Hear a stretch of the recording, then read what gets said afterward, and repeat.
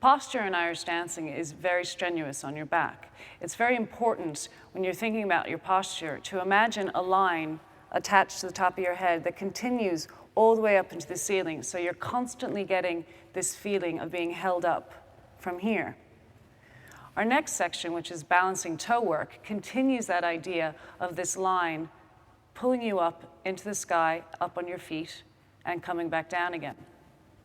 It's very important to find this part of your foot for balance, as that is where dances are most of the time. So we're going to go up and down, and as you do that, breathe in, hold in your stomach muscles, and go up and down. To get your position of your arches in the right place, I always imagine a clock on the floor surrounding my feet. So if we start in 5th position and we point to 12 o'clock, that's there.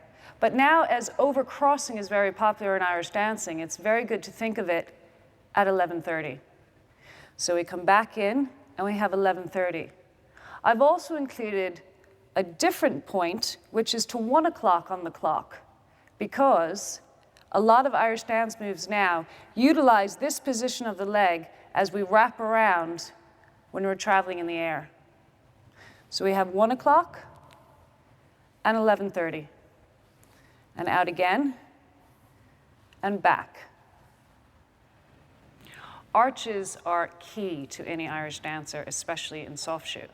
I practice my arches by starting in 5th position and thinking of a line attached to the big toe, pulling the toe out and then back in again. So we're going out, and as we do that, our heel stays in, and we're pointing our toe, stretching it away from the hip socket, and bringing it back in. So we have 1 and 2 and 3 and 4.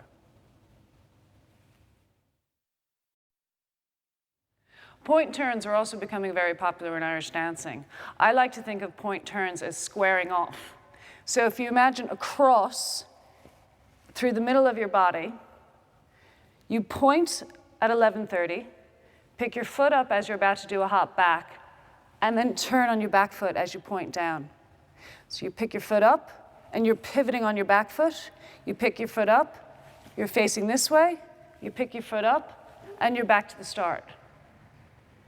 When you dance this, you can also think about your shoulders turning from this position to this position, to this position, to this position, and back to the start again.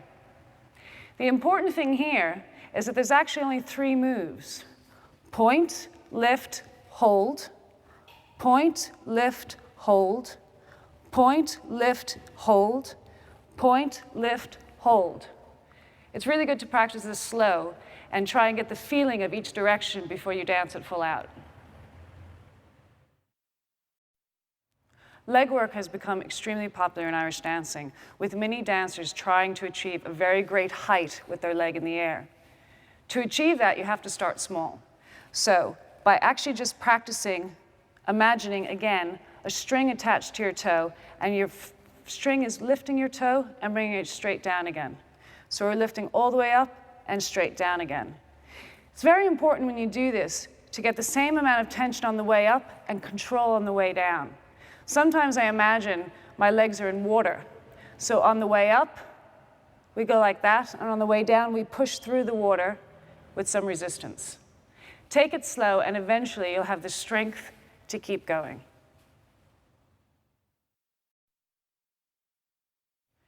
Point kick outs are similar to clock turns in the sense that there's only 3 moves. We start pointing at 11:30.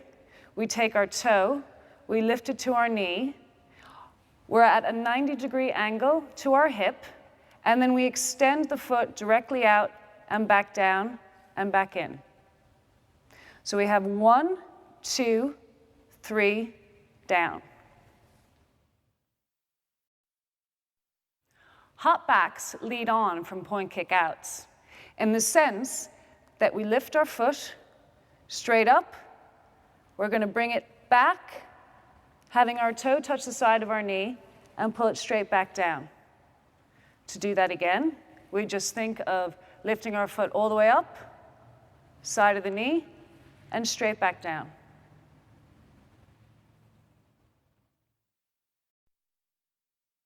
In the jump section, I've prepared a series of 5 jumps which progress in difficulty as they go on. The first jump, and I'm going to be using the bar so I can show you them in slow motion. When you practice at home, try not to use the bar.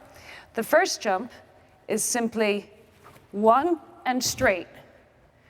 When we lift off the ground, you want to think of your toes pointing directly underneath you. So you have 1 and arch. The second jump follows on directly from that, except we're getting a movement sideways with our legs before we come back down. So what we want to think about is our 2 legs moving out and back in. And this goes 1 and out. Again, when you jump into the air, make sure you point your feet as soon as you lift off the ground. So we have 1 arch down. This prepares us for the third jump, which is a double jump in front. So our front leg is going to move 1 and in, with our back leg standing as a support. So in the air, it looks like 1 and 2. The next jump is the same, except we're taking our leg behind. So again, we're thinking of this movement and then coming behind. In the air, it looks like this, and behind. To do that again, think about at the very last minute, your back leg wrapping behind your left leg. 1 and 2. The last jump in the series looks like this. Go through each jump and understand exactly which way your legs have to move. And also don't forget about that string attached to your head, which is lifting you up the whole time. Rocks can be extremely difficult to do, but they're one of my favorite things to do. To do a rock, what you want to think about is locking your ankles together and leaning to one side and then the other side. This is actually a great exercise to do with a bar before you have the strength to do it without a bar. So get yourself a bar, stand with your feet together, and think about the ankle as being your center point that you're balancing on. Your 2 ankles locked together. So if you're going 1, 2, 3, 4, 5, 6, 7, 8. You have to take this really slow. It takes a lot of strength in your ankles, but you'll get there. Cross keys are great moves that used to be very popular when I was competing in Irish dancing. To do a cross key, you start on the balance point of your foot. You think about swiveling your right ankle out. Your feet will have to come back in, your heels together, and then you slide your foot behind. So think of it in 3 moves. So we have overcrossed, almost toes together. We go up, we go out, swivel, behind. So when you dance it, it looks like this. They're great fun to do. In the balance, taps, and rhythm section, I've included very simple moves for a very specific reason. It's very important that you get to know certain parts of your feet for hard shoe dancing. I'm looking at this section here. So when we actually tap, you're getting a movement in your ankle, and you're slapping that foot off the floor. For later, when we start twisting,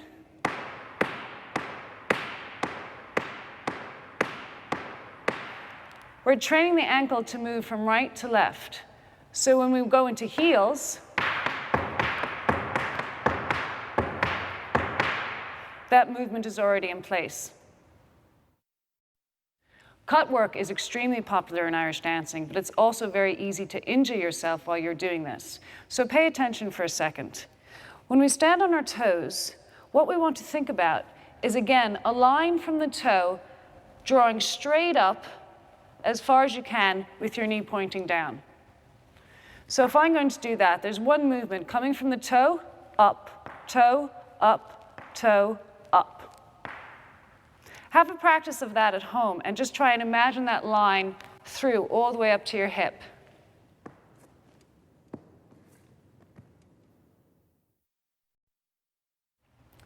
Slow batters or slow trebles are actually really fun to do, especially if you get a piece of music that you like dancing to.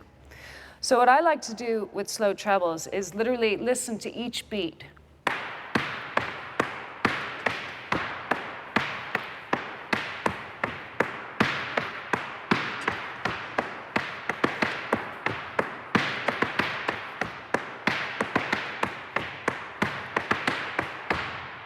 So you can hear each beat very clearly.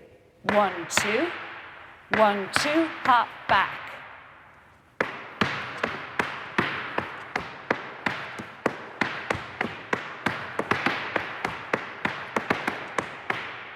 And you can make them go as fast as you like.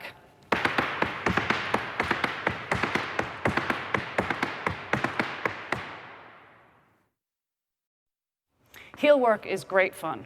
I used to do a lot of heel work when I was dancing with the chieftains in my hard reel steps. But to start off doing heel work, you want to do this. 1 heel step, 1 heel step.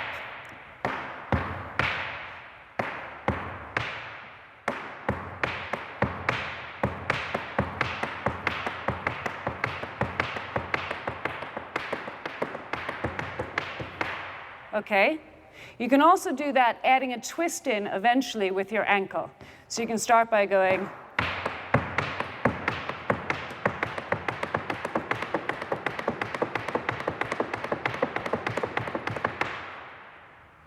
Another way of doing it is doing a single heel, like I was just doing, into a double heel, which sounds like this. So we'll go.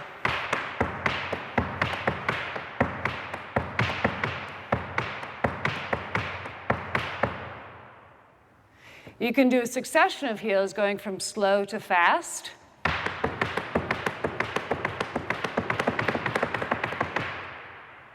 And you can do any kind of heels you want.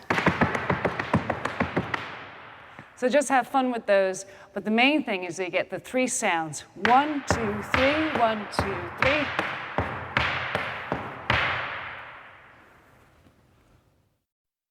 Fast trebles, or syncopated rhythms, are actually very difficult to teach, so it seems. Listen to this for a second. When we do a normal beat, there's 5 sounds in it. So we do that in every single type of hard shoe dance we do. To actually syncopate the rhythm and make it quicker, we want to think 1, 2, 3, 4, 5, except we want to hold the 1 and go 2, 3, 4, 5. So we're going to go 1, 2, 3, 4, 5. So we can listen to that again. The simple way of doing it is, the fast way of doing it is,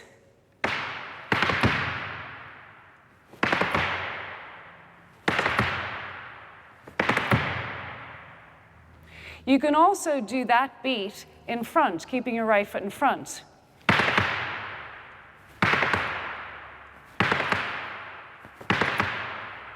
You can do it underneath you. You can do it to the side of you. But the most important thing is to get the rhythm 1, 2, 3, 4, 5.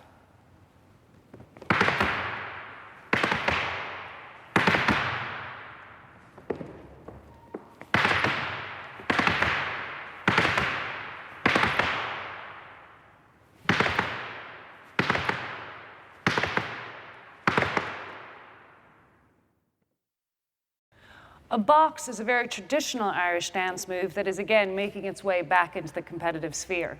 So I teach it as an 8-part box. So we begin right heel, left heel, hit, step, step, click, 1, 2. Again, slowly. And we can count that.